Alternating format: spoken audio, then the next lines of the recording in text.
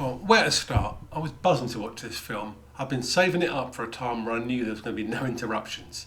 Everybody was out. I just wanted that real joy of watching Miller do his thing.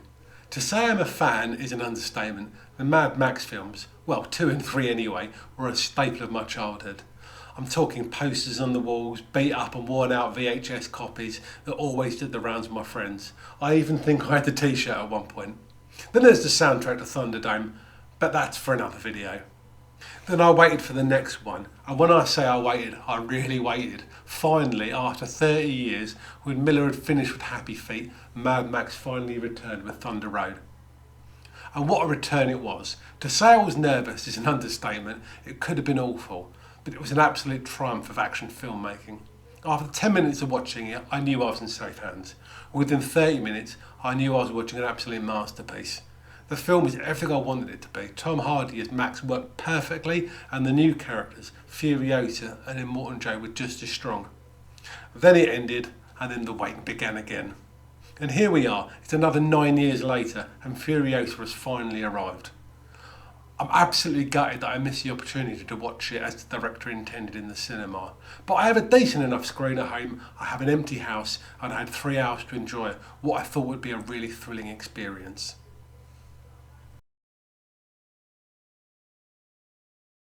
So what's it all about? Well, the film starts with a young Furiosa in the green place that was referenced in Fury Road, and within 10 minutes the action starts.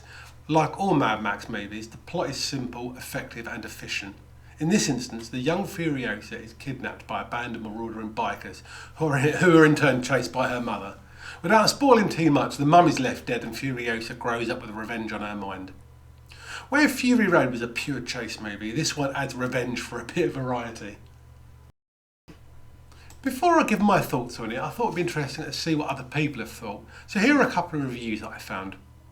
The RogerEbert.com website awarded the film 4 out of 4 stars, calling it one of the best prequels ever made, praising the action sequences, performance and storyline. Then we've got Empire magazine, who awarded it 5 out of 5 and described Taylor-Joy as a phenomenal actress that found the right balance between steeliness and humanity. And the Washington Post thought Hemsworth had created one of the all-time great Scream villains.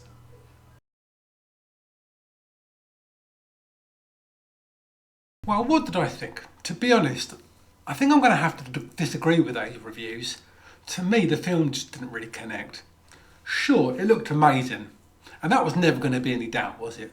The story, although paper thin, was enough.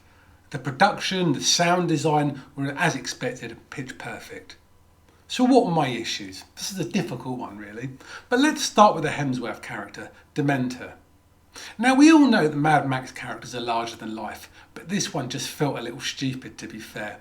It was more Captain Sparrow, more winks to the camera, it was OTT, but I don't think I felt any threat or menace from that character. The performance just didn't feel right to me and it took away any elements of peril. Then there's the action sequences. Sure, they look great, but there was nothing new here. In fact, at times, I feel like I was watching deleted scenes from Fury Road. And even if there were, I don't think I'd been any the wiser.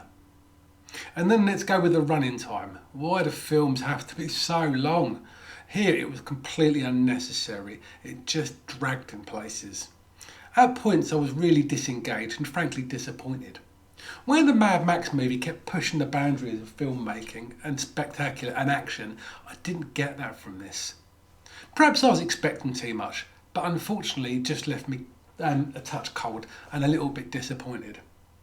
I think I really need to go back and watch this again. What did you think? Overall, if I had to give it a score, it's 2 out of 5, I'm afraid. Thanks everyone for watching. Please don't be afraid to like and subscribe. Much appreciated, and see you on the next one.